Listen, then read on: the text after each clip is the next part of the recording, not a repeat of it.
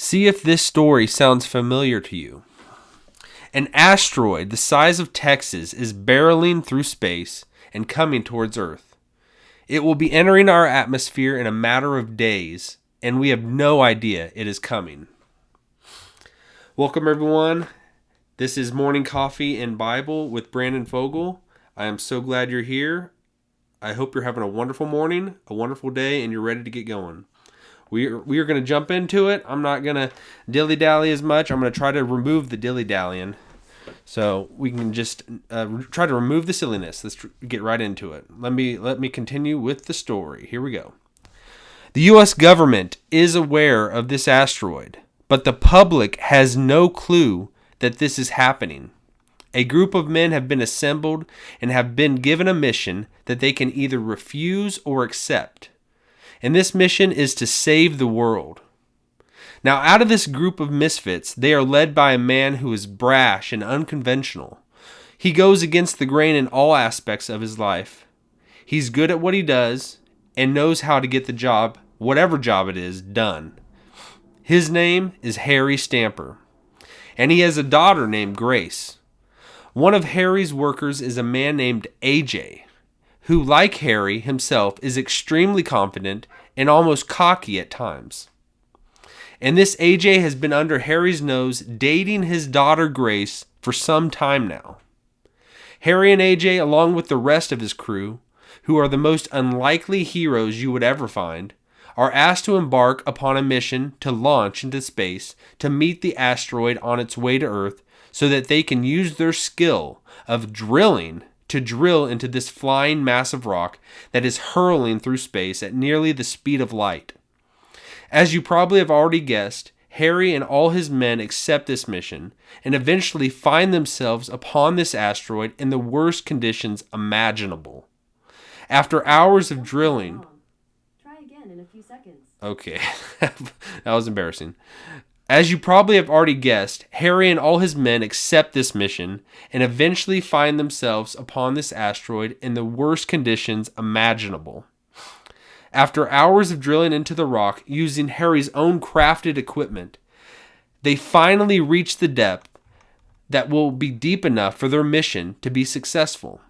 All they have now to do is to lower the nuclear bomb down into the abyss of this asteroid, pack up and get back into the space shuttle and launch back to Earth, where they will be able to detonate the bomb while they are thousands of miles away in safety. However, as with most plans, this one in a single moment gets completely turned upside down. The remote detonator has malfunctioned, and the only way to ignite the bomb is to do so while still on the asteroid. After drawing straws of who will be the lucky man to give his life to save the world, it unexpectedly falls to AJ. As happenstance, he picks the shortest straw.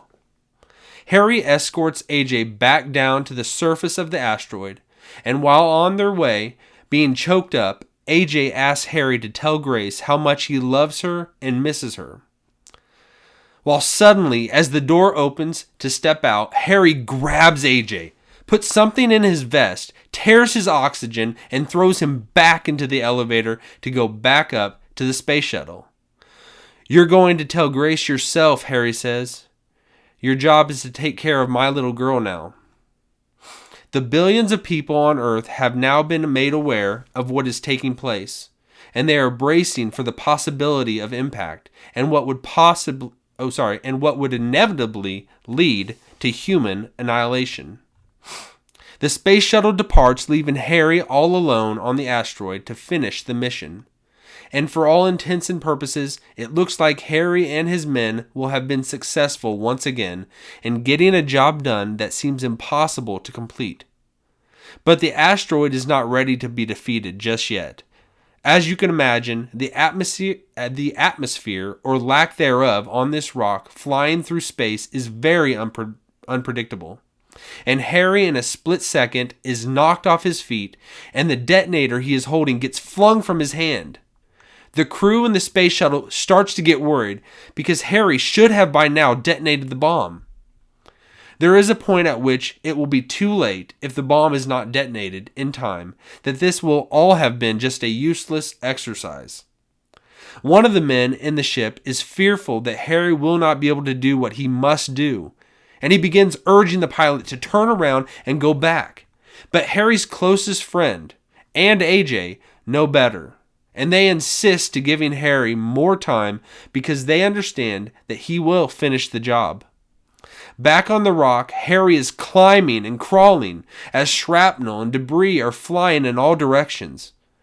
Getting his footing and straining his hand out to reach the detonator that was knocked away previously, he is finally able to grasp it, and thanking one last time of Grace, and as her life growing up flashes before his eyes, he pushes the button. Back on the ship, AJ says to the man urging the pilot to go back, "Don't turn around. Harry will finish the job. Harry doesn't know how to fail." And the bomb ignites and a flash of light pierces through space as the asteroid splits apart and misses Earth with miles to spare. All right. Hope everyone's having an excellent morning or excellent whatever part of the day you find yourself in.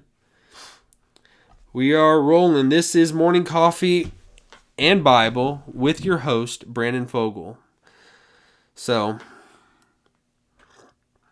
sorry, let me take a drink. Without further ado, let's get into it. Now, I'm betting most of you can already guess what I just read from. It was a rendition created by me, but it was taken from the movie Armageddon. Armageddon was a movie probably about a little over 20 years ago. A feature actor was Bruce Willis. There was a number of famous people in it. Ben Affleck was in it, a number of other people. It was an excellent movie. And if you haven't seen it, I highly encourage it. It was awesome.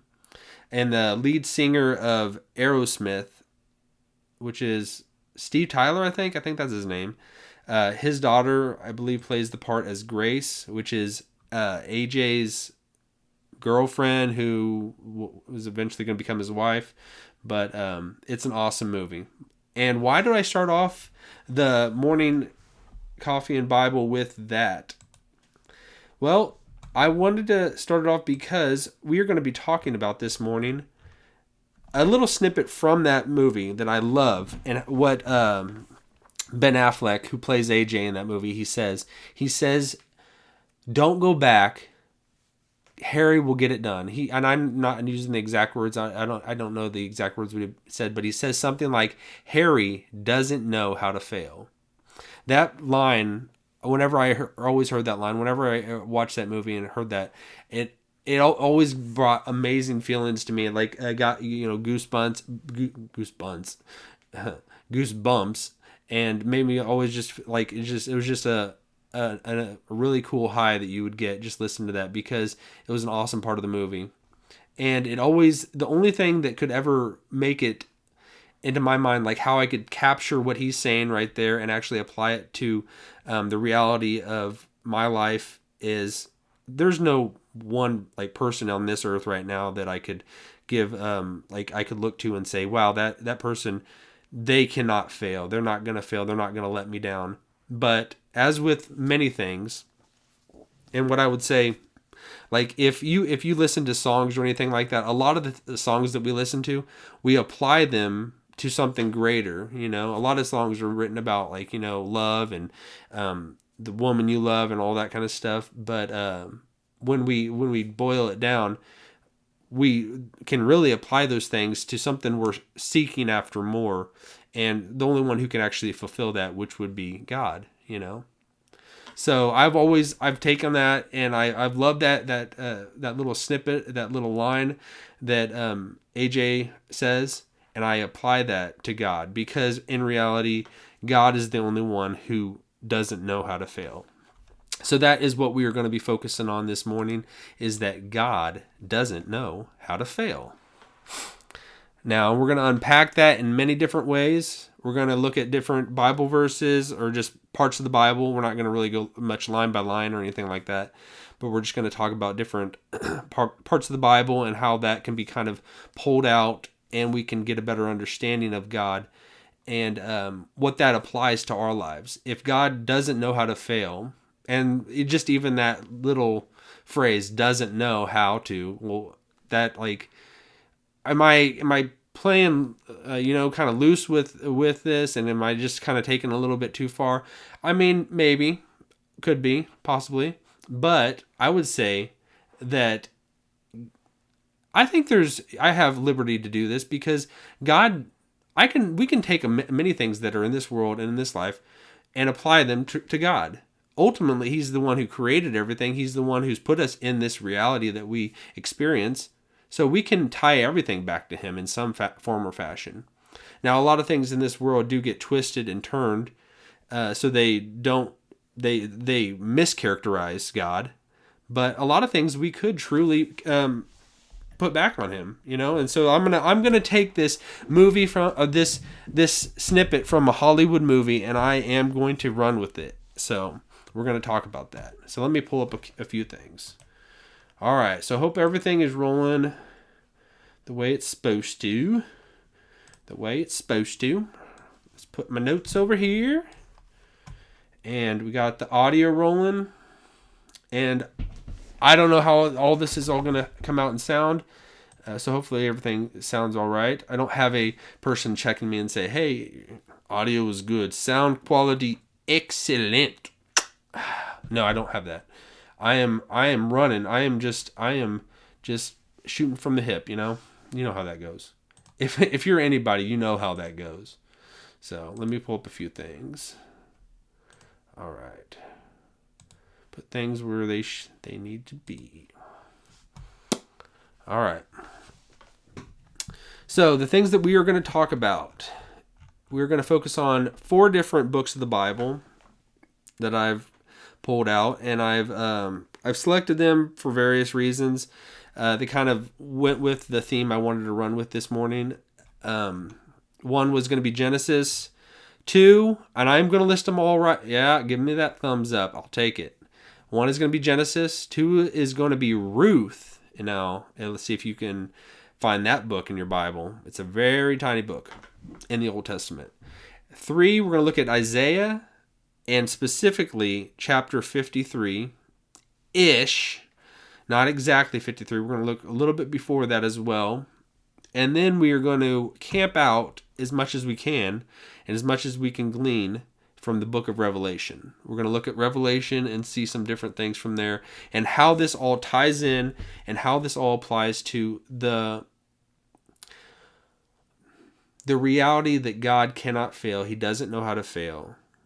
And that we can not be let down if we look to Him. If we include Him, if we are aware of Him in all of our daily lives, we won't be let down if we include God with us, because He's already there. It's just being aware of that presence that is already there with us. All right. Woo! Get all the jitters out. Woo! Get all those jitters out. So I don't know what you're doing right now. If you are doing housework, you're doing actual work, you're working out, you are sitting in front of a TV, sitting in front of a computer, you got this in the background as you're walking, whatever you're doing, I hope you got your coffee. I hope you got your coffee. I hope it. Yeah. Mine, if you're just listening to this, you can't see, but I have just black coffee this morning. But I got a little surprise later, a little surprise for me, and a visual surprise for anyone else out there that watches this visually, that I might just keep it a little secret, and I might forget about it at the end, so who knows. But I got a little prize at the end. So that's the tease. That's gonna be a bad tease because I think you'll be let down. I'm gonna put that out there because I don't want to make it seem like it's gonna be really good because it's not. But I hope you like it. I hope you like it. All right. Without further ado. Am I going to say that over and over? Without further ado. Without further ado. All right. So, I don't know if you have your Bible handy, but we are going to start in the book of Genesis. Just because I want to start there because of saying this phrase, God, I'm taking that phrase from the movie, obviously. Harry Stamper, he doesn't know how to fail, which is just a heart-wrenching emotion driver of a saying to say, which is really cool. I just love it. I'm going to apply that to God, and where it says he doesn't know how to fail. God doesn't know how to fail. And I'm getting a text. I got to kind of swipe that away. All right. God doesn't know how to fail, and I want to unpack that. Now, when we say God doesn't know something, now this is obviously not a verse from the Bible. God doesn't know how to fail. But there's a lot of things in the Bible that indicate that God is faithful. He can't go back on his promises. When he makes a promise, when he makes an oath or anything like that, he can't undo it. It says in the Bible, there's certain things that it says he cannot do. It says in Titus, the book of Titus, God cannot lie. So you'd think God is able to do whatever he wants, But there are certain things within his nature he cannot go against. It's who he is. It's who he's always been, and he is unchangeable. It says in the Bible that God does not change. That's an awesome thing. If you really think about that, it says God says, "I change not." I forget exactly where it is in the Bible. It's in the Old Testament, one of the smaller books of the Bible, but he says, "I change not." And then also in the book of Hebrews, it says Jesus Christ is the same yesterday, today, and forever.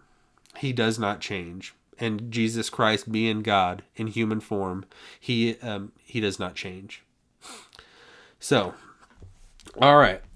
So, saying God does not know how to fail. Let's see in the book of Genesis. He does. Let me look at this one second. All right, we're going to start in Genesis chapter 3. All right.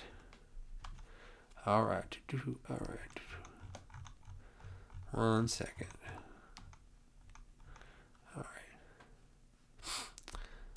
All right. Sorry.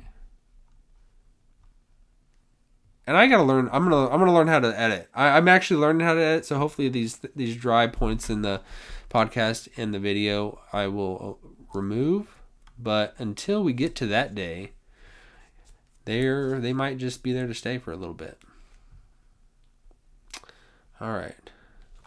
Now, when we say God does not know how to fail, I wanted to pull up Genesis chapter 3 specifically because it looks like if you just took Genesis at face value, the first 3 chapters, God makes this universe, this perfect world, and then he creates animals, he creates birds, reptiles, everything. He puts everything in the seas and in the skies and all that kind of stuff. He makes everything perfect. It's Eden on earth. And then he takes who is to be the image of him. It says made in the image of God. He takes and he creates man from the dust of the earth. And then he does that, and then he gives this, and then from Adam he makes Eve, pulled from Adam's rib, and creates and forms and fashions Eve. And then Adam and Eve, and primarily Adam, is given a test. They're given a test to whether they will obey or disobey God. And as we all know, well, I don't want to be presumptuous, the Bible describes that they failed. And if anyone's not familiar with what happened, Adam and Eve were given the option. God said, you can eat from any tree of the Garden of Eden. Everything is before you. It is yours. Enjoy and have everlasting happiness. But then he says, but from the tree of the knowledge of good and evil, do not eat, for in the day you eat it, you will surely die. Now, I wanted to go into this briefly is because God, it sounds like God gave them this option. They failed. So did God fail? Did God create a world with the possibility of sin entering? Was that a failure on his part? I would say no. I would say God absolutely knew what was going to happen. And God, knowing all things, it's clear that he did. He gave them that option to whether they obeyed or disobeyed. It was not going to reflect on him. He was given the creatures he made a free will whether to choose or reject him. Now, if we go into, I kind of lean towards apart from God holding them up and sustaining them by grace, they would fail if he did not give them a kind of like a hidden grace of just to not fail. They would have. It was like almost inevitable. That's my viewpoint. It's kind of like one of those things when we talk about, could Jesus have sinned in this world? Being God, could he have actually sinned? Like, it's like in theory, yeah, I guess he could have sinned, but really, could he have sinned? I mean, it's like he was tempted in every way where he could sin, and he was given the option to, but being God and that was not going to go against God's plan, or him being God in human flesh, he was not going to, I don't think, really. So I lean towards like he obviously couldn't have, but it's a really dicey kind of proposition because, well, yeah, I mean, I guess you could if you took it to its logical extreme. If he was really tempted, he could have, but he couldn't have. I don't know. That's a tough one. That's where I think falls this same kind of situation for Adam and Eve. I view that they in reality, if God didn't uphold them and give them that grace to not sin, they would have sinned. And they did sin, because he didn't give them that grace behind it. Now, that might go against something, whatever anybody else thinks. That's just my viewpoint. So, let me take a drink. Coffee. It is fuel. Fuel for the mind. So, well, we're just going to look at Genesis chapter 3. So God creates Adam and Eve. They're in this perfect paradise. Then the tempter comes, which is Satan, in the form of a serpent. And the woman is deceived and eats from the tree that they're not supposed to eat from. She gives to her husband, to Adam. And that was really Adam sinning was really the crux of the issue, I would say. It's so, I mean, just this topic in itself, like, is really tough because Adam sinning, him doing that, like, he was the one that was almost undergoing the test in the first place, the most important test, because God was the one who specifically instructed him, do not do it. Eve, from that, was given probably instructions from Adam, but Adam was the one who heard directly from the mouth of God, do not do this. And when he sinned, he was the one who willfully went against God's word. Eve, on the other hand, she being deceived, it's still sin, but it's almost a degree of sin was much more with Adam and him willfully disobeying God. Now, I wanted to just kind of look at this because when we think of could God, how can we say God doesn't know how to fail? And I don't want to just try to stretch this and try to just wrap it around and make it apply to everything I'm talking about, but I do want to kind of run with this. I want to because it means a lot to me, and I don't know if you've ever even thought about this, but just thinking about that God can't fail, that he doesn't know how to fail. It's not in his vocabulary. When God says he's going to do something, he does it. Now, him saying, don't do this, and if you go ahead and do what I tell you not to do, consequences are going to occur. You're going to experience them. Is that his failure that the creatures that he made did that? I would say no, because he just what that made occur, what that when they sinned, what that caused to unfold. It takes me forever to get out of a sentence.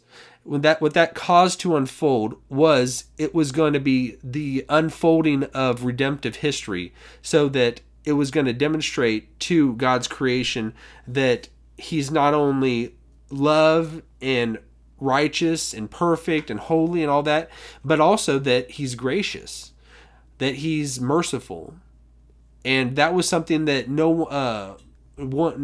of the angels or other creatures that God's made would have ever experienced or understood if God had not allowed humankind to fall into sin.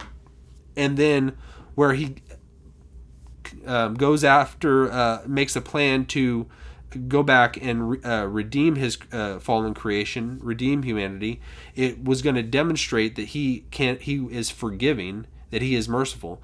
Because prior to that, the angels that were created perfect, and this is kind of why I said earlier, why I think there was almost a hidden grace given to, it would have required a hidden grace to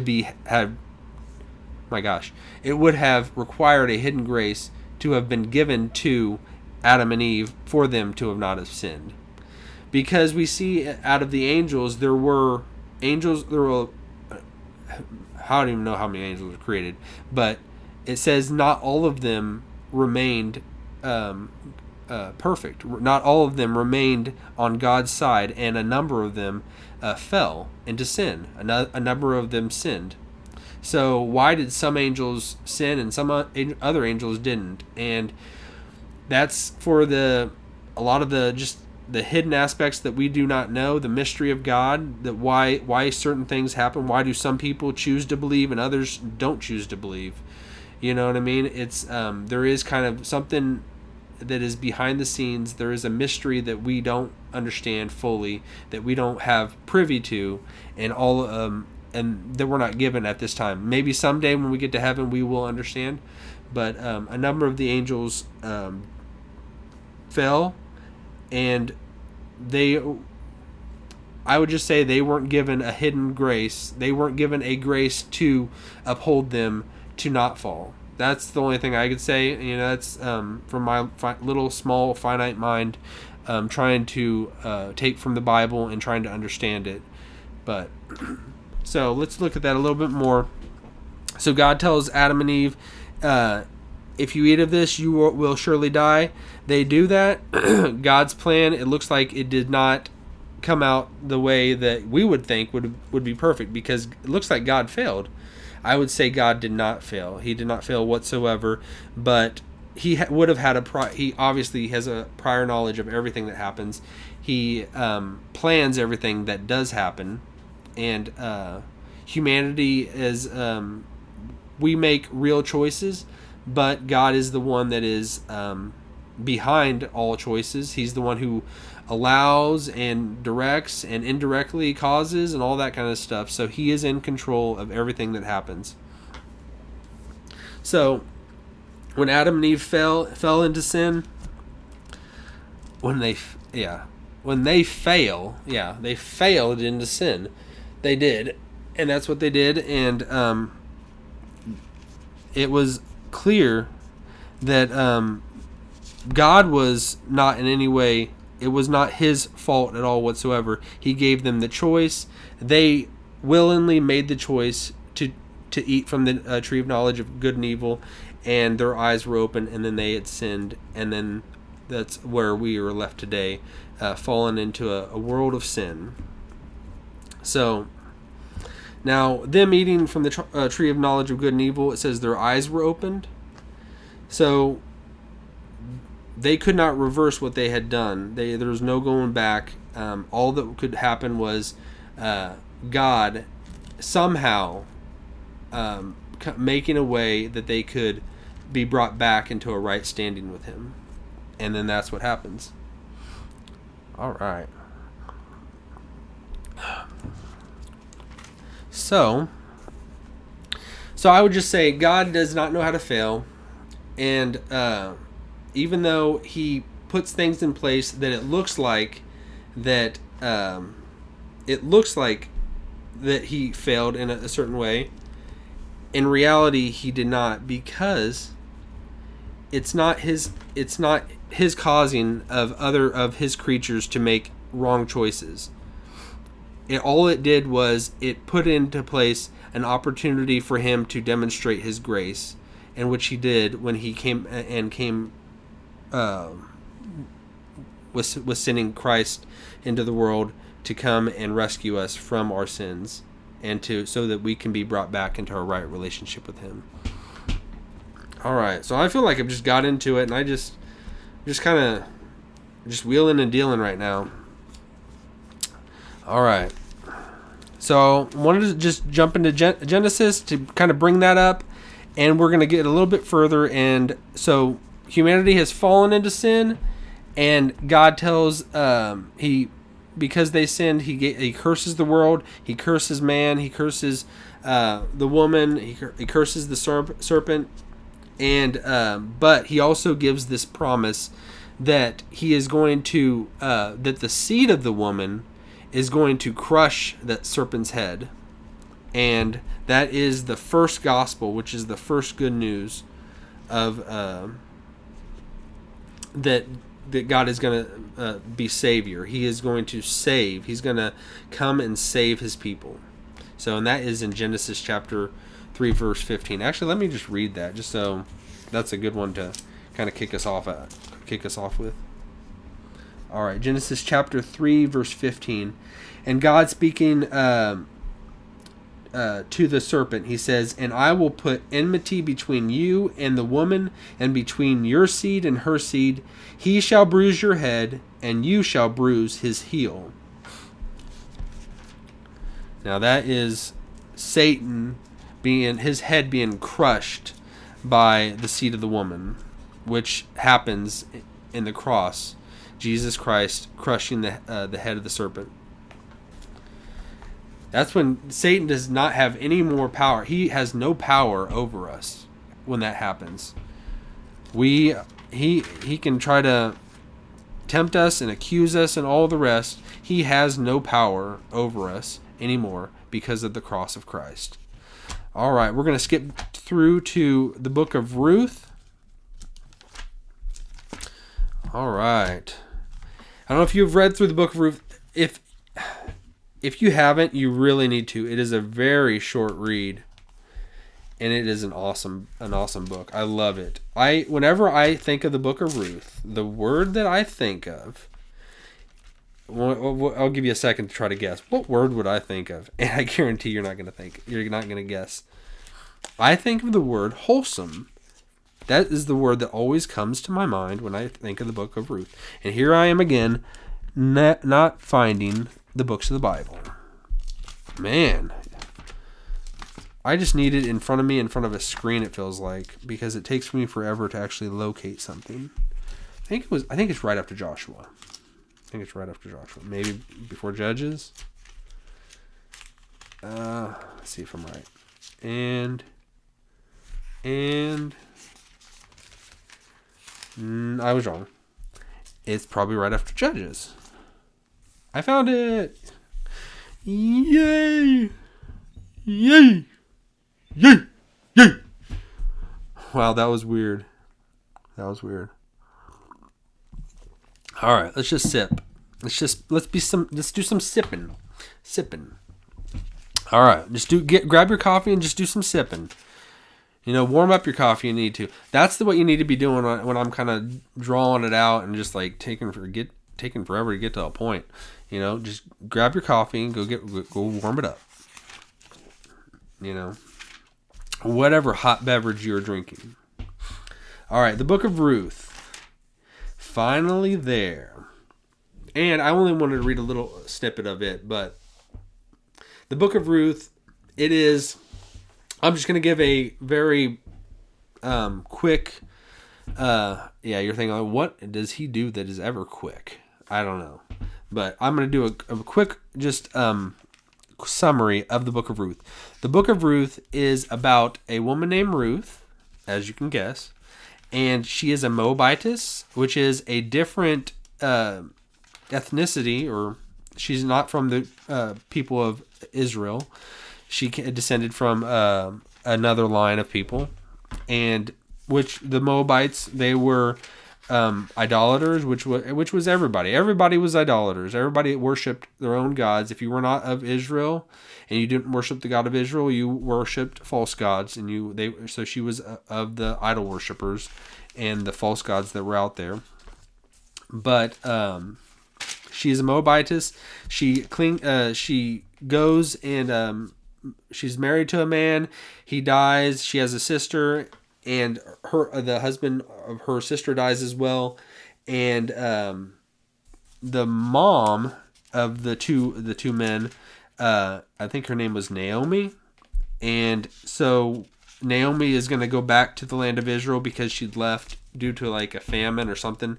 And Ruth and her sister are at this crossroads, this fork in the road where they got to decide what they're going to do.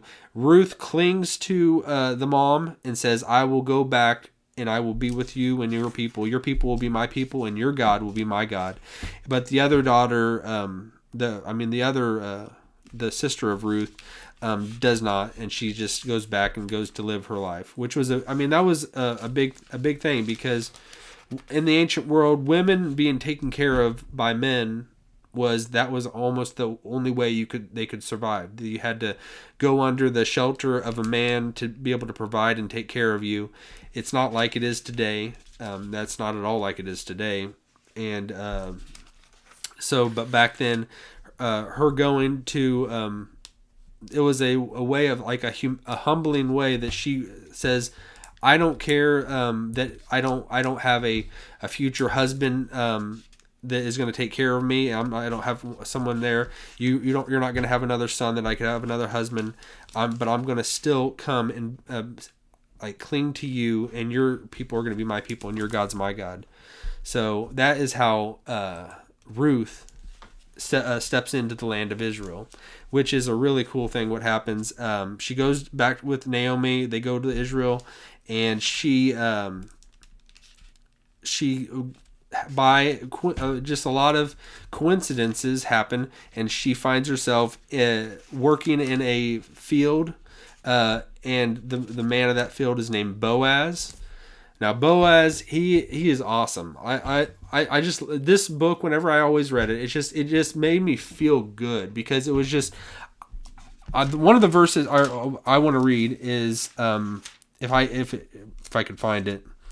I just love it because it's awesome. And because I'm doing this, I'm gonna do it. I'm gonna read it. I love it. Love it. So Ruth finds herself working in this field, and this man Boaz comes out, and he's a wealthy man. He has a field. He has servants. He has everything that the people are working for him and everything like that. And he comes out there and he says like the coolest thing. Let's see if I can find it. And it's probably so silly for someone to hear about, but all right. So Boaz, I'm just going to read from chapter 2, verse 3. All right, this is talking about Ruth. Then she went and gleaned in the field after the reapers, and she happened to come to the part of the field belonging to Boaz, who was of the family of Elimelech. Now behold, Boaz came from Bethlehem, and said to the reapers, "The Lord be with you."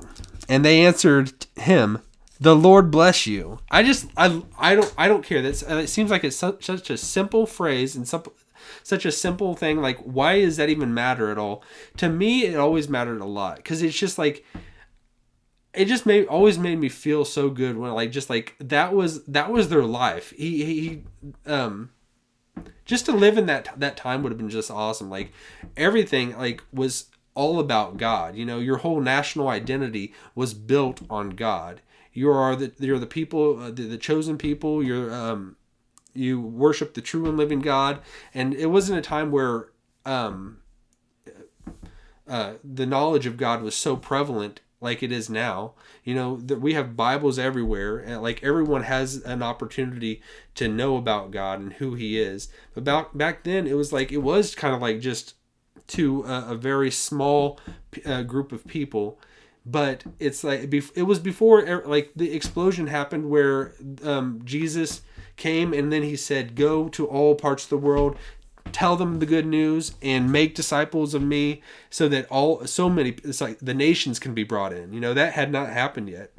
But it was such a simple phrase that Him coming out to His own field with his servants, His workers, and just saying, just like you think of a boss. If you're a boss or you have a boss like that loves the Lord, and that just like that works as like almost like as this has that servant type leadership where they, you have a boss that treats you well, that takes care of you, and is always looking out for you. That's a very special thing. A lot of people maybe don't experience that. So you just have to kind of live your life as you have to be the example to them. You still have to do what you need to do, but to have a boss that comes out and just treats you as you're a brother in Christ or anything like that. That was almost that experience then. They wouldn't have said brother in Christ, but they were brothers of the true and living God. So Him coming out and just saying, bless you in the Lord, and then they say back, the Lord bless you. It was just such a simple time. They didn't have all these devices that we have. I don't think the world was as complex as it has gotten back then. I would pretty confidently say that is the case. It was just I think another thing is just being content.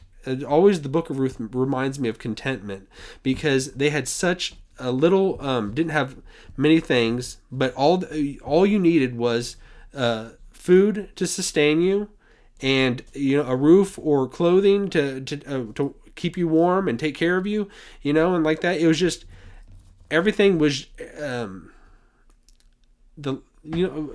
everything gets so complex now. Everything is so complex, and we have so many distractions. It's so hard to be content, because we have to be stimulated. I'm talking about us. We have to be stimulated every second.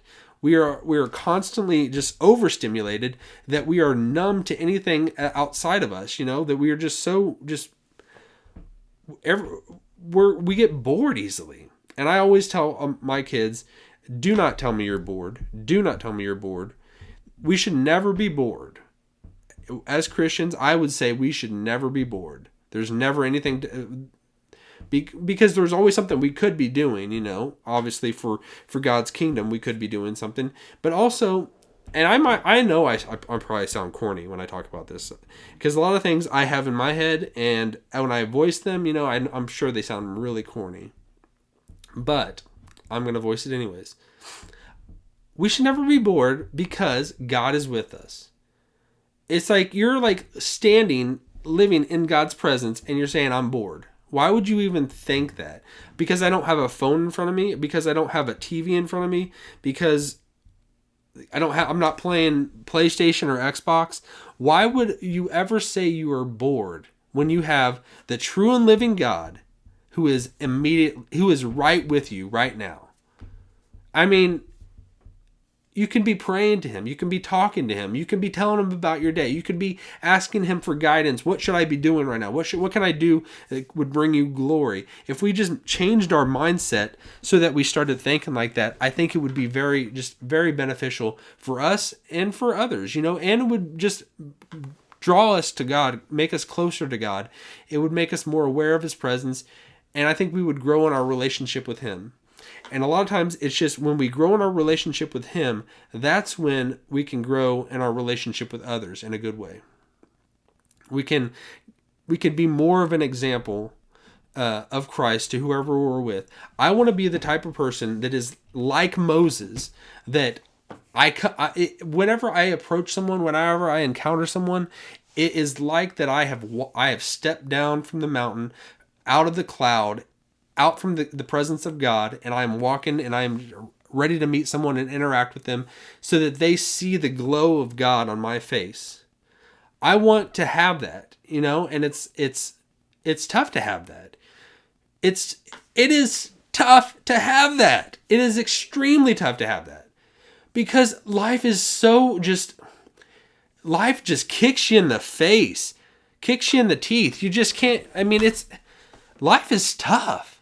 If you have not experienced the toughness of life, you haven't lived long enough, and you're going to experience it. And I think pretty much we all do. I think of,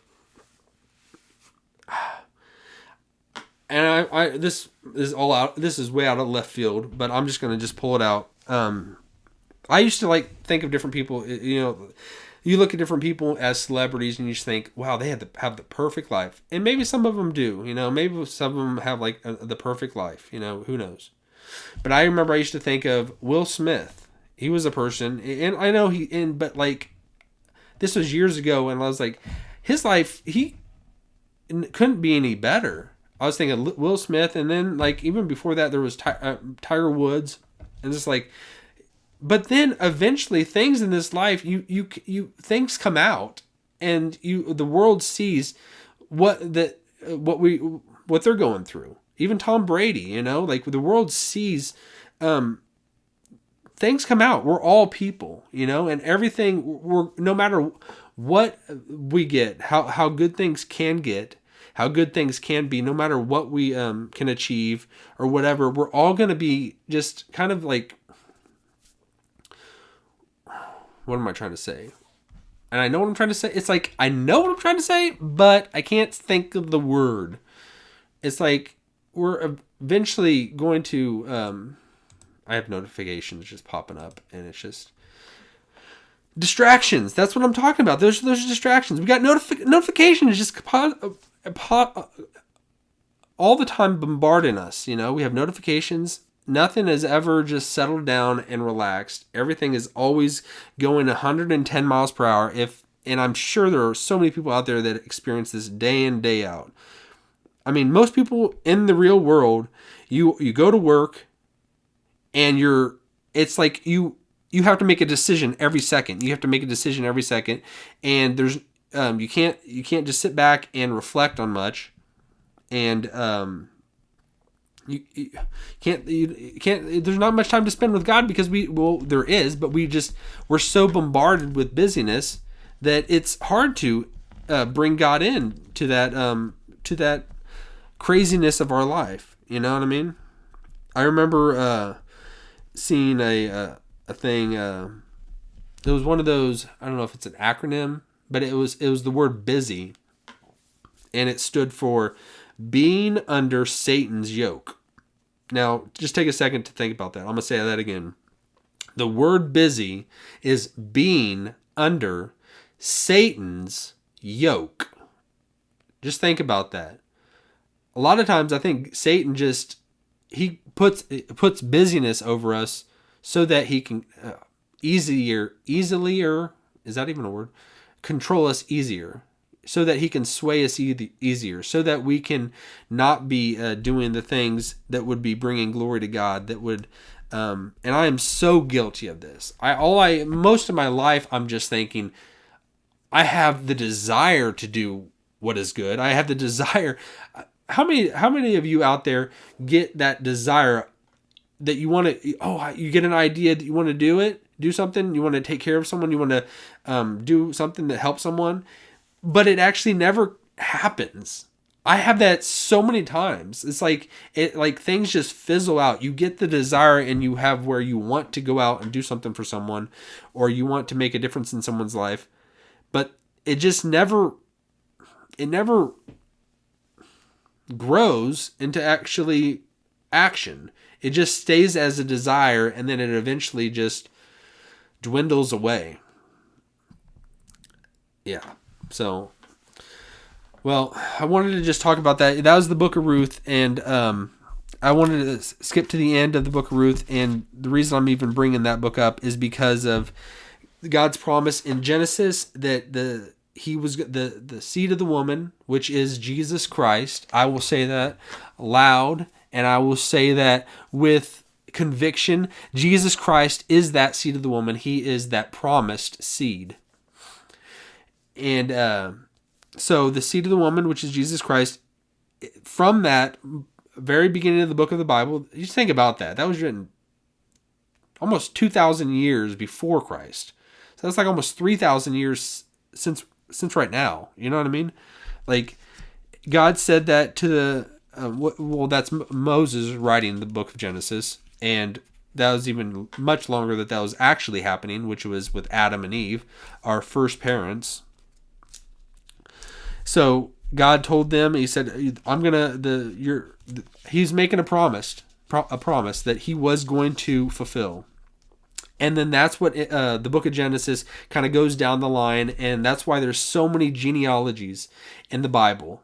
And a lot of it is just, it's pointing from each person, that line of the descendants, or however that works, that line of from Adam to, and then it goes to not Abel, it goes to later on, I think, through Seth. It goes through, all just a line of people. You go to the very first chapter of Matthew, you can see that whole line of people. But within that line of people, Ruth gets pulled into that line, I would call this the royal line of Jesus Christ, His bloodline.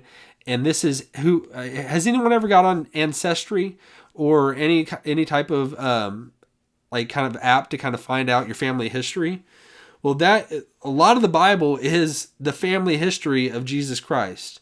It's from, and it's our family history for the most part. I mean, like, if you're not Jewish, if you're not of the people of Israel, you're still a part of that, because we all descended from Adam, and we all descended from Noah. So then Noah had his 3 sons, and then so everyone you look at on this planet has all descended from those people.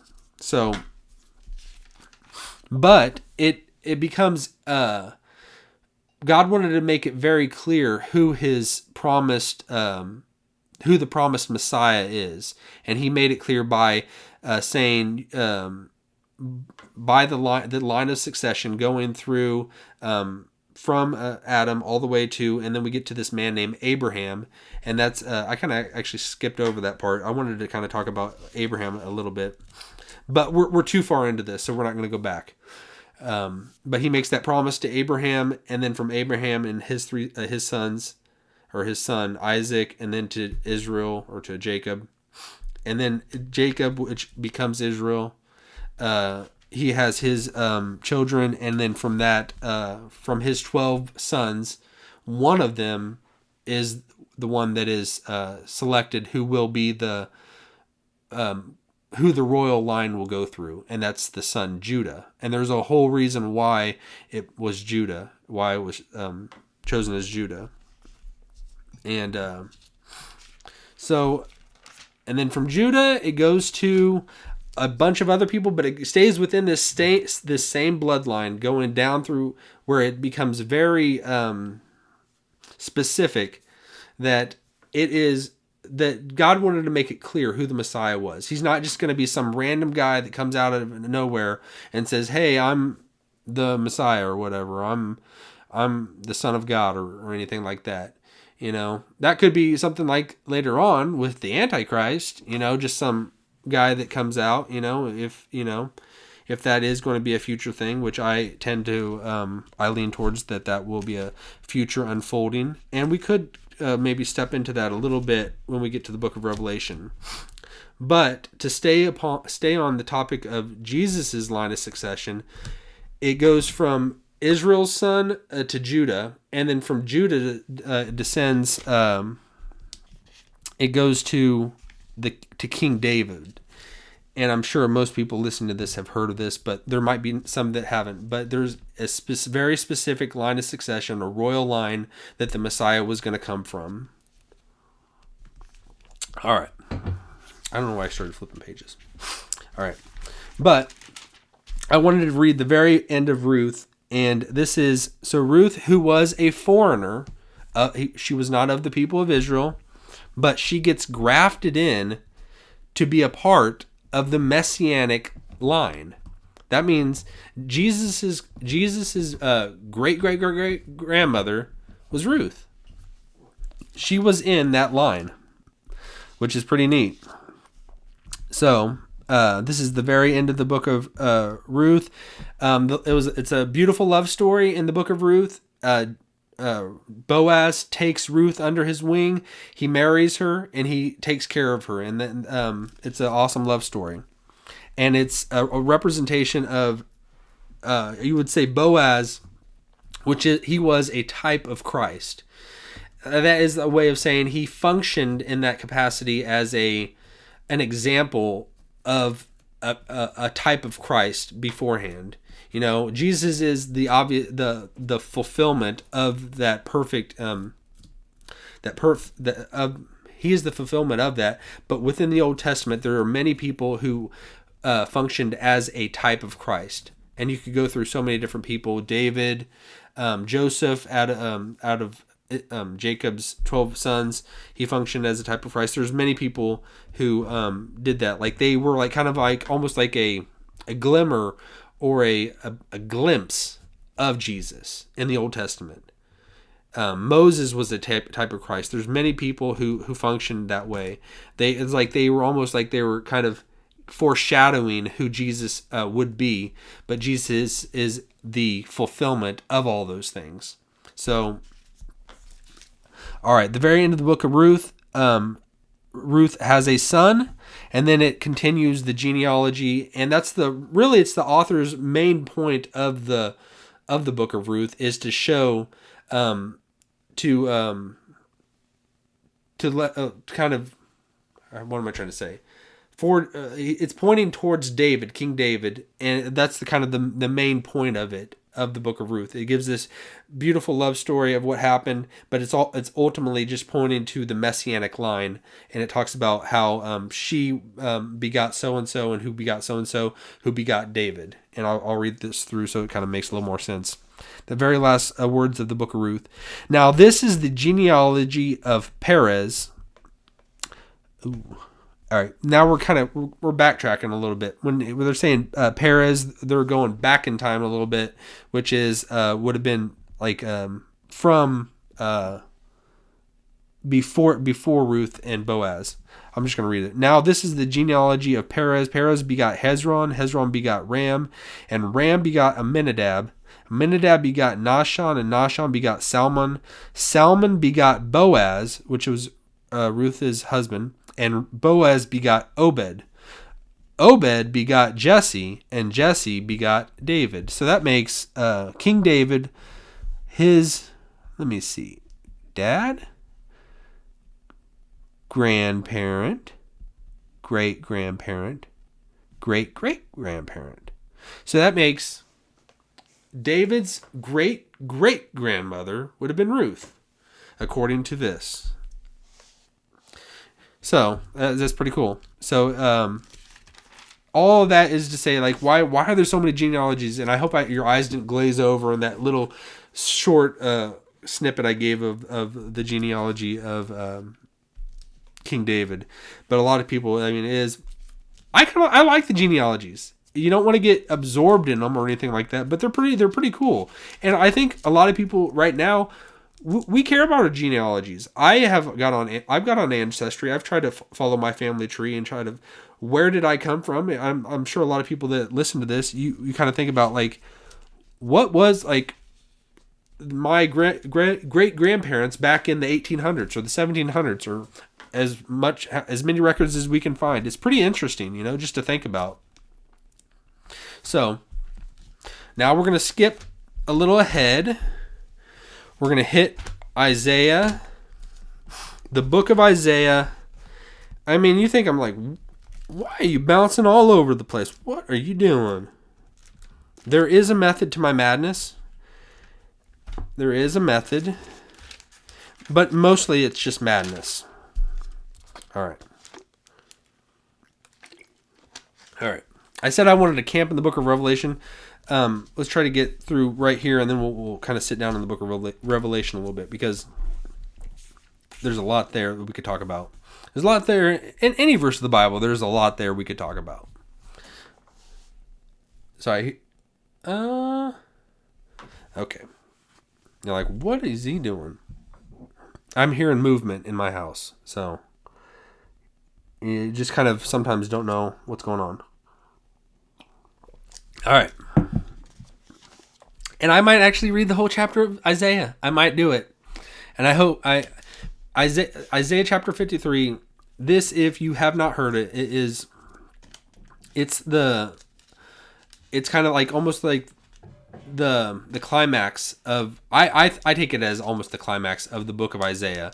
And it's where in chapters 40 going 40 on, it talks about this servant of God who's going to accomplish what God has purposed, what he's going to do, his kind of his characteristics, how he's going to be, and all that.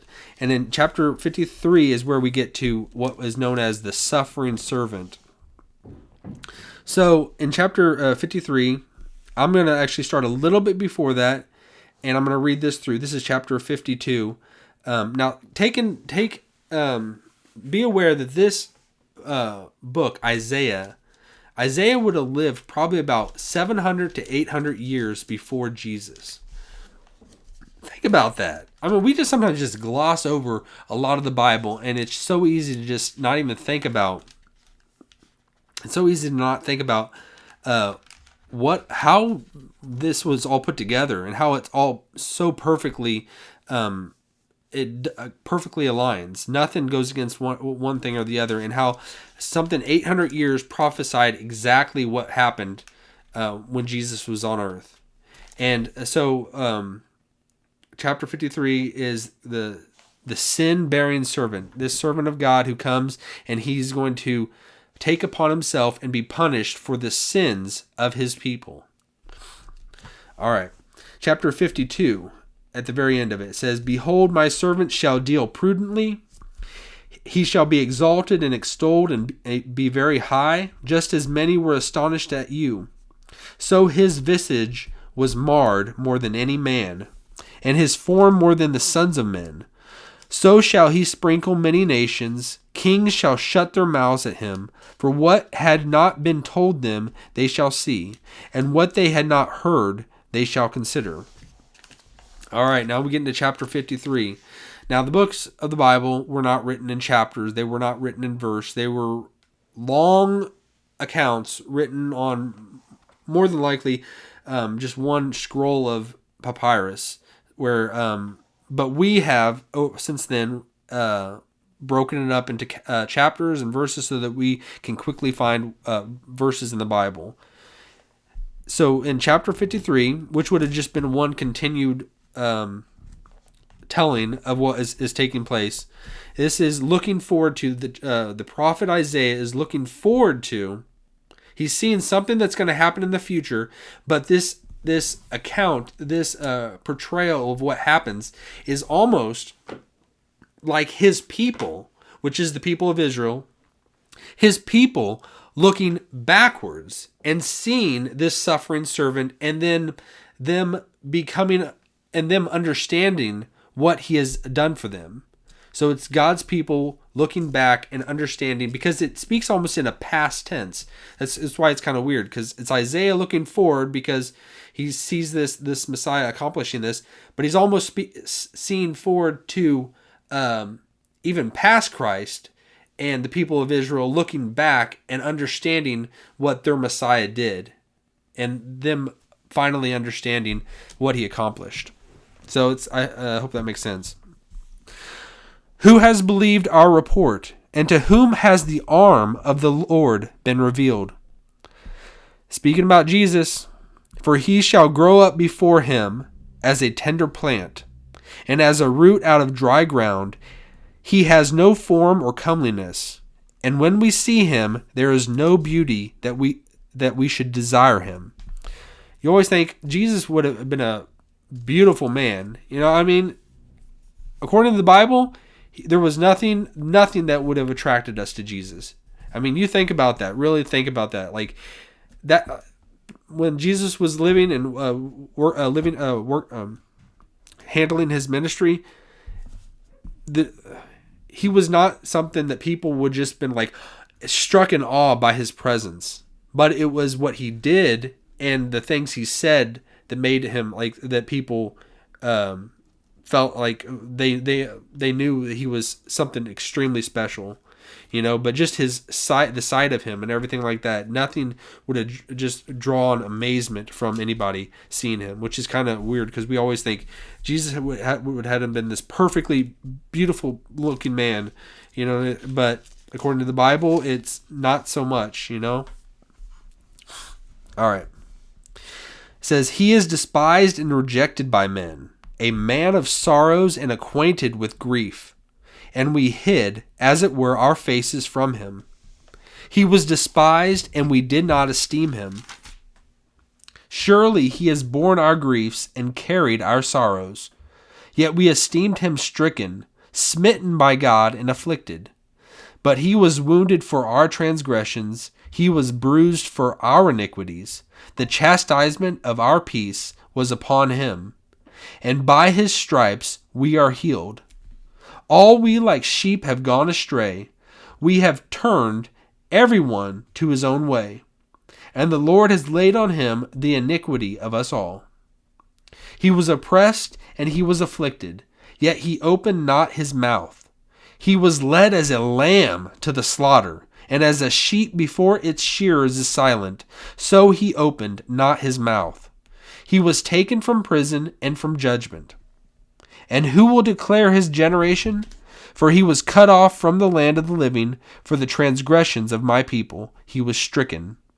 And they made his grave with the wicked, but with the rich at his death, because he had done no violence, nor was any deceit in his mouth. This one's a tough one. Yet it pleased the Lord to bruise him. Can you just think about that? I hope I'm not speaking too loud. Just think about that. It pleased the Lord to bruise him. When Jesus was on that cross, he was paying for your personal sins, for my personal sins. Our sins demand punishment. Our sins demand judgment. And for God to just pass over them would make him unjust. So he did not do that. And the way he does not do that is that he takes our personal sins, what we have done, and he put them all on Jesus Christ. When he was on that cross, it pleased the Lord because he was executing righteous judgment on his own son. That's tough. That's tough to handle. You know what I mean? He was executing righteous judgment, which we rightly deserved, but he was taking it for us. Yet it pleased the Lord to bruise him. He has put him to grief. When you make his soul an offering for sin, he shall see his seed, he shall prolong his days, and the pleasure of the Lord shall prosper in his hand. He shall see the labor of his soul and be satisfied. By his knowledge my righteous servant shall justify many, for he shall bear their iniquities. Therefore I will divide him a portion with the great, and he shall divide the spoil with the strong, because he poured out his soul unto death, and he was numbered with the transgressors. And he bore the sin of many, and made intercession for the transgressors. It's an awesome passage. And it is preached by Philip the evangelist in the book of Acts, and I believe it's chapter 8. When he stumbles upon this what is it? Is it something a eunuch from somewhere, and he preaches to him Jesus, and he preaches to him Jesus from that specific passage of Isaiah. It was just coincidence, total coincidence that he ran into him when this random guy was just reading from a scroll. And it's like, we think, anybody could have a Bible back then. Well, they didn't have Bibles back then. They didn't have books like we do. Scrolls would have been extremely expensive. That's why, the person that Philip the evangelist, when he ran into, he would have probably been a very, very wealthy person. He was a eunuch for a queen or a king or something like that. But just by coincidence, stumbles upon him reading Just think like he was scrolling on his phone and he was reading the Bible app. You know what I mean? No, he had probably would have been a very, like in our days, like how much money costs like for us now, like that would probably have been a whole lot. I could probably find out how much a scroll back then would have cost, but it would have been very expensive. Very expensive.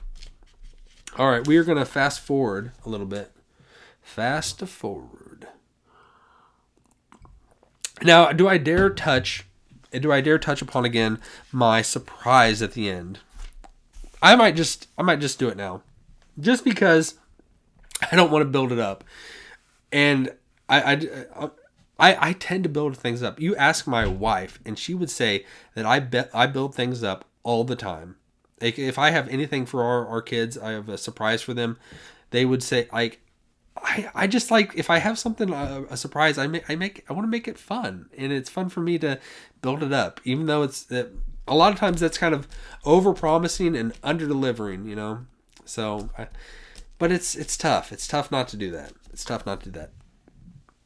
All right, the surprise is cream. Does anyone else out there have cream? And you're like, wow, that is a whole lot of cream. If you're actually watching this, you're seeing that I have a lot of cream. And I'm going to pour it into my coffee. Yum, yum, yum. Yum, yum, yum. All right. That just sweetens the ending, you know? Gives a nice sweet ending.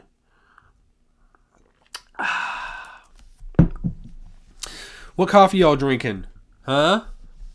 What's your all's coffee? Coffee du jour? All right. We're going to skip to the book of Revelation. Now, I'm going to probably just take a quick, just a couple quick verses from here that we're going to look at. And we're not going to dive in too deep. The book of Revelation I'm just going to talk about some different things about it. But the book of Revelation, if you haven't read it, I would imagine most people, I don't know. You would think that a lot of people would, but a lot of it's before I actually started reading the Bible. It was tough to actually read through a whole book or anything like that. So I don't know. Maybe for some people, they haven't read it, but if you haven't, you really need to, because it talks about how this is all going to wrap up, how this world's going to be made right again. There is going to be judgment at the end. There's going to be bad things that are going to happen, which bad things have happened throughout human history. And even since Jesus Christ, I would say this, the book of Revelation is in the Gospels. There's Matthew, Mark, Luke, and John.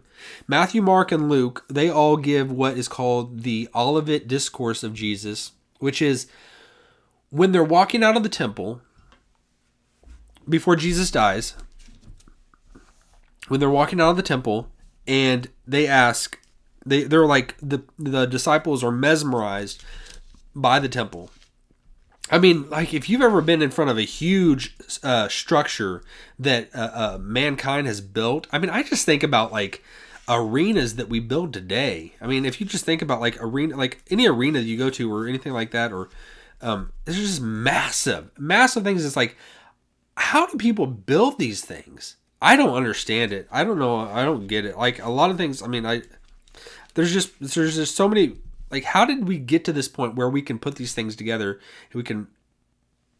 I wouldn't know how to make this microphone. You know what I mean? I wouldn't know how to make this shirt. How I don't know how. Like the things that we have. It's like, is anyone else out there like this? That you're just like I don't know. It's just the things that we have, you know, and I just know it's just over years and decades and centuries that we've got to this point where just people make things and then they sell things and then they work together and make more stuff. And I show my ignorance. I demonstrate my ignorance for you all and for your all's pleasure. So I hope that's not shaking over there because I keep bumping into the desk and the camera.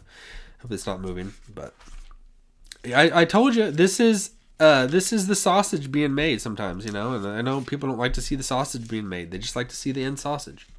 It's not always pretty. It's not always pretty when you watch the sausage being made.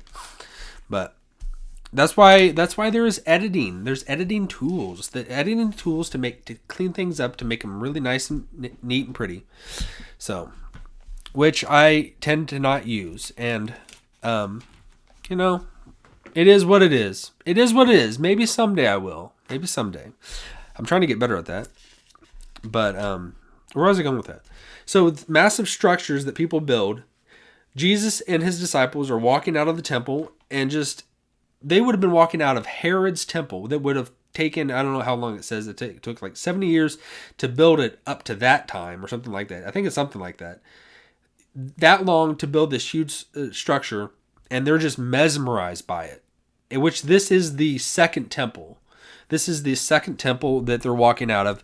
And I would be mesmerized too. I would as well. And they're just saying to Jesus, look at all these awesome things. And then Jesus tells them, you're amazed by these things. He says, and he tells them, I tell you, not one of these things, like this temple is going to be destroyed. That's the easy way to put it. This temple is going to be destroyed. Not one stone is going to be left upon another. And him doing that was, him saying that, just caught them off guard. And they're like, made them lean in and just say, what's happening? When are these going to be fulfilled? And then they pose the question, what's going to be the sign of your coming? And now I'm probably going to spend I'm going to probably save to talk about specifically these things of going into the Olivet Discourse and everything that Jesus discloses in that. And I think it's in maybe Mark 13. It's in all three of the synoptic gospels. Mark 13, I believe, Matthew 24, and Luke 21. So they all give Jesus' account of the Olivet Discourse, when that's kind of their... Jesus takes, James, John, and then Peter and Andrew, the four disciples, the four closest, and he takes them aside and he describes to them what's going to happen so that they're not caught off guard when all these things start taking place. Now, the debate is whether that all continued after the apostles, and the unfolding of what Jesus said is still yet future. Like, that's in a lot of the Bible, it's cyclical. Things happen, one thing happens, and there's a greater fulfillment that happens later. And it's not to say, like, because Jesus points to certain things when he's talking about, he says, like, when you see the abomination of desolations in the holy place, he says this, and he says, spoken of by the prophet Daniel. He references back to the prophet Daniel, and he says, when you see the abomination of desolation, that would have been a very, very key indicator of what that would have triggered them to remember a time when Antiochus Epiphanes, which was almost 2 centuries before Jesus. This was the Maccabees, which was about 200 years or so before Jesus. The Maccabees were the ones that they fought back against this Greek general, or whoever this person that just desecrated the temple years before, where I believe he took a statue of Zeus. This is what I'm kind of remembering, and bits and pieces that I've taken thinking and talking about these things and reading upon them. He put a statue of Zeus in the holy place. That he desecrated the temple by, I don't know if he sacrificed a pig or something like that. I don't know. There was but it was an abomination that happened back then, years before Jesus. But Jesus takes that example and he points to a future event that's going to even be a greater abomination of desolation, that this could be in the future, even possibly even beyond us, that is still yet to take place, which would be, if there is a future actual Antichrist that comes, that is spoken, the man of lawlessness and all that kind of stuff, that is the beast who is talking about in the Bible. But he pulls from that, which would have reminded them of what took place back in the Maccabean period, but he points towards a future event, and he's saying this to his disciples. And when he's speaking to his apostles, there's times he's speaking to them, but by implication and by reference, and them passing it along, it's speaking to us as well, I would say. That's why I would fall. So the book of Revelation, why I was even bringing all that up was Matthew, Mark, and Luke, the synoptic gospels, they give their account of Jesus' Olivet Discourse. The book of John does not have an account of the book. He does not have an account of the Olivet Discourse. He does not give, like the synoptic gospels, an explanation or a reading of what Jesus told his disciples about future things like that. But I would say his Olivet Discourse, and you've probably heard other people say this, his Olivet Discourse is the book of Revelation. It's the account that he took, which John, in my understanding, it's the same John that wrote the book of John. When I say wrote, he more than likely had other people write it while he spoke it, or how. When we say a lot of times writing in the book of Bible, a lot of times it's not people physically writing. It would have been them giving an account and someone writing it for them. They would have had people that were professionals in that. That would have been a kind of a trade, somebody that was their job. They wrote out things, you know what I mean? So but John, in writing the book of Revelation, whether he physically wrote it or not, it's still, I think, from that same John that wrote the book of John, and also the three letters of John: 1 John, 2 John, and 3 John. Now, there has been debate whether it's a different writer or a different John that wrote certain ones, but I fall under the understanding that it's the same person who wrote this. So when we get to the book of Revelation and the Apostle John giving his vision, now I'm going to do a very high level summarizing fashion of the book of Revelation. And a lot of people don't want to touch the book of Revelation. I keep saying Revelation. A lot of people don't want to touch the book of Revelation. People like I think I've heard maybe Martin Luther and John Calvin. Like I might be wrong on this, but when they wrote about they almost did a commentary, a running commentary, almost every book of the Bible. But both of them, to my understanding, did not do one over the book of Revelation. The book of Revelation is a very mysterious book. It's very allegorical. You could say it's allegorical. I mean, it could be allegorical. It's not taken literally in a lot of ways. But it's a very hard book, and what the purpose of the book is. So to make strong cases of what this means or that means, it's very, very tough. It's not easy at all. So the book of Revelation is, and I've bounced back and forth of the timing of the book of Revelation. When did John write this book?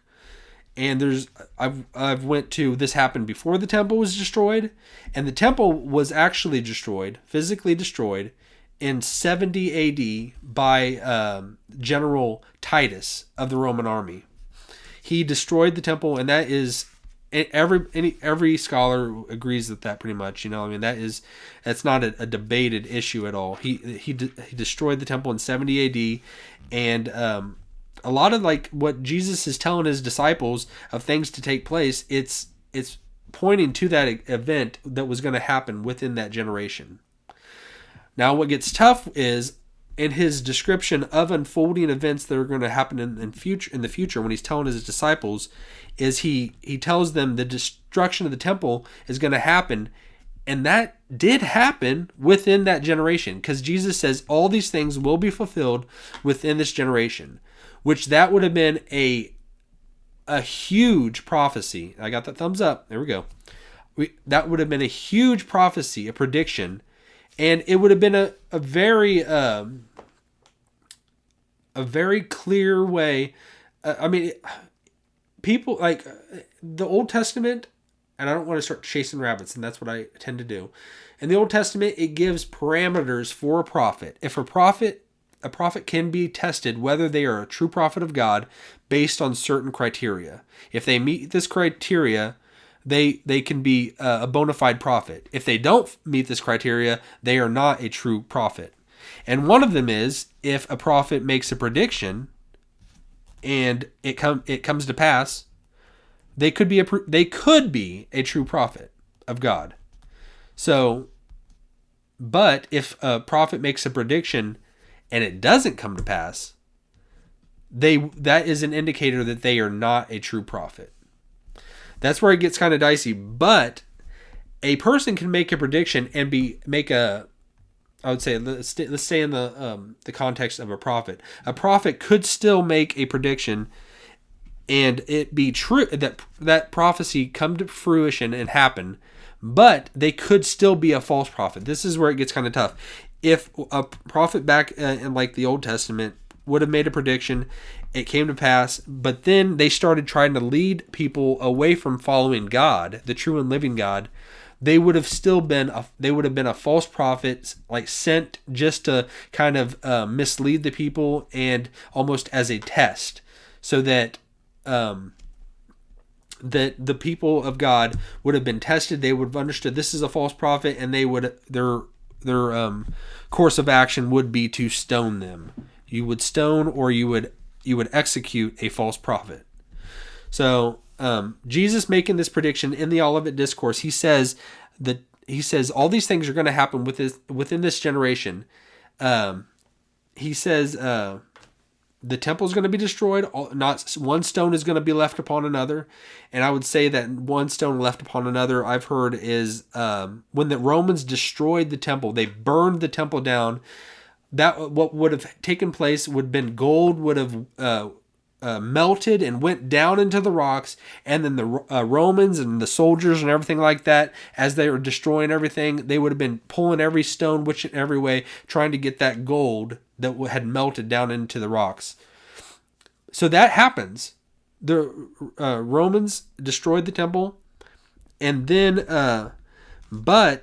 if you read through Matthew, Mark, and Luke, what they explain is Jesus says, it's almost like a descriptor of, it kind of fast forwards to the coming of his return, or it says like his coming. That's why I don't want to get into this too much, because I would want to spend more time to actually talk about that aspect of it, of Jesus's return, because it kind of can be a stumbling block to anyone who has not really thought these things through and really examined the scriptures and really looked into everything, because in some form or fashion, it can be used, these Olivet Discourse discussions, of a way to disprove that Jesus, to disprove his validity of being a true prophet, or who he claims to be, the Messiah. Because it looks like he makes a claim that does not come to pass. Because it looks like he makes a claim that he's going to return, his second coming. He's going to return within that same generation. And that obviously did not happen, because we are still here 2,000 years later. So if you have not had time to actually look into that, that can be a thing that kind of can cause you to question that. But I would use that to spend more time later to have to kind of talk through more, because Jesus did not, though it's one of those things that it kind of seems like it's kind of tough to understand, but if you really look into it and look more of it, you can kind of understand that he is not making any false claims. That's where I would leave that at this point without diving in further. What I wanted to point out for the book of Revelation is just a couple of different things, because let's bring this back home to God does not know how to fail. God does not know how to fail. What happened in Genesis and his promise, and what came through the course of time and history, human history, of him sending his son through into the world, but coming specifically through this messianic royal bloodline, which went through Ruth, and which ultimately went through Mary as she gave birth to Jesus. This royal bloodline comes to fulfillment with Jesus coming into the world.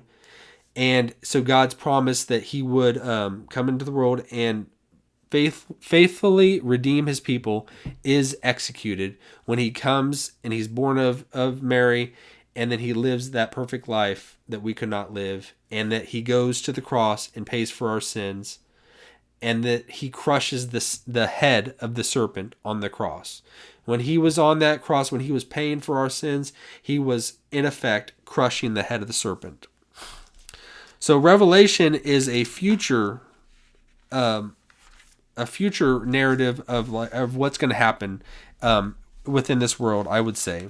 I lean towards that. I mean, I don't know what's your all's thoughts. Do you take this as just I mean, there's so many different views and of how to classify Revelation. Well, it falls under there's all these different approaches of how to understand the book of Revelation, whether it's purely allegorical, whether it's each part of the book has a specific part of human history that it's talking about. Like if in the first 3 chapters of the book of Revelation, it talks about Jesus has these letters that are sent to 7 churches within, I believe, Asia Minor. And some people have taken each letter of those 7 churches is a specific part of human history. And we're at this point. We're at this letter in human history. So, but then it's a tough book to go through. But where there's mystery and where things are kind of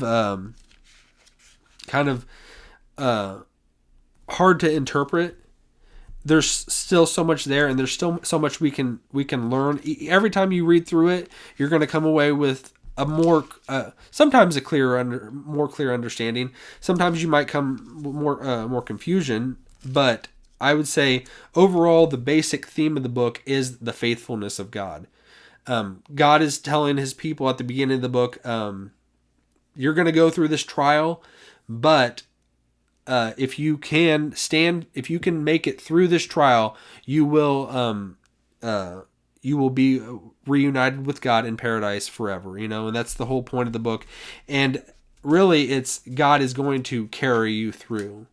For those people that have joined themselves with God, that have, that's why the whole Bible is about, there's the whole world, and then within this world, God redeems a group of people.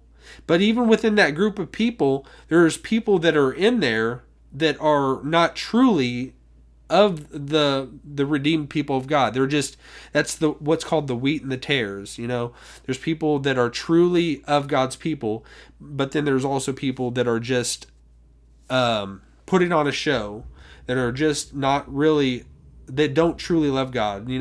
There's and that's why I ultimately believe God will redeem all of his people that Christ died for. And that's a tough one, but that's where something we can rest in, where we can think, because we think about, did Jesus die for my sins or didn't he? Well, I mean, I would say just if you are even concerned about that, if you would even take that and think, man, did Christ really die for my sins? Did he pay for my sins? A person that's not of God, that's not going to be reunited with him, and that's not of his people, they're not going to be concerned with that. So if you are concerned with that, that means that I would say that God is that he has died for you. So his son did die for you. So that's something you could rest in. So don't because I've always, you question your salvation, you kind of go back and forth. It's tough. But you're going to go through tough times and things that are going to test your faith and make you doubt and everything like that. But if you're even concerned about that, we're never going to have a perfect love of God. We're never going to be perfectly righteous in this life. But the distinction is the perseverance of God's people. And if you want to love God, if you care about that at all, then you are in good company, I would say. And that's something a lot of times the thing that makes you even closer to God, and the thing that is going to make you more strong in your faith and more at peace with that you will be with Him forever, is going to be that your the life you live and the things that you go through they're going to bring you out stronger and stronger, and you're going to grow closer and closer to Him. Those things are going to just test your faith and make you stronger. It's the what I'm trying to say is, it's like you're going to have like days. You can't measure your salvation in days and in hours and all that kind of stuff. And man, I blew up at my wife, or I yelled at my children, or I did something bad. I told a lie. I did something I shouldn't have. I went to a website I shouldn't have. There's so many things. There's a million things that we could do that we fall short, and we can't just judge ourselves on that short little snippet of a failure that we make. God is going to bring us through those things. It's the overall picture that we go through. It's the overall, like I would say, look at the don't look at a snapshot of your life. Look at the greater picture of it. And as you're a Christian longer and longer, you're going to have a bigger picture to look at. And you're going to see how much He's caused you to grow through it all. You're going to get stronger and stronger. And I might be preaching to the choir, but if I'm not, if you're somebody that's new to this, you got to start the journey first of all, and that's just by giving yourself to the Lord, and then God's going to bring you through tests. He's going to make you go through tests, and you're going to grow and grow in your faith. So I would just say, just closing up with the book of Revelation, which I know we haven't really dived in much of it, and I think almost that's like something that's probably a good thing. I probably need to actually go into different parts of it, but would be better if I had if we specifically focused in on it and went through verse by verse certain things and try to pull certain things out. So we're not going to go too deep into it at all. But I just wanted to kind of give an overall picture of that wherever you're at, whatever you're going through, God doesn't know how to fail. I'll just bring it back to that. God doesn't know how to fail.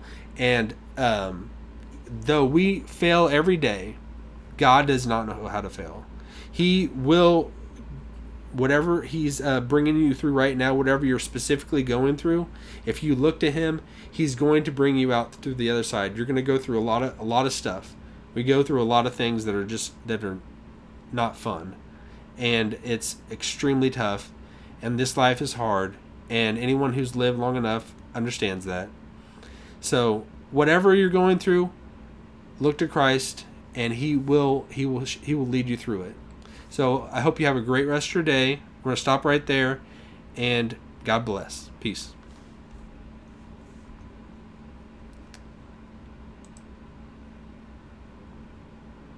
All right. Hope everyone has a wonderful day.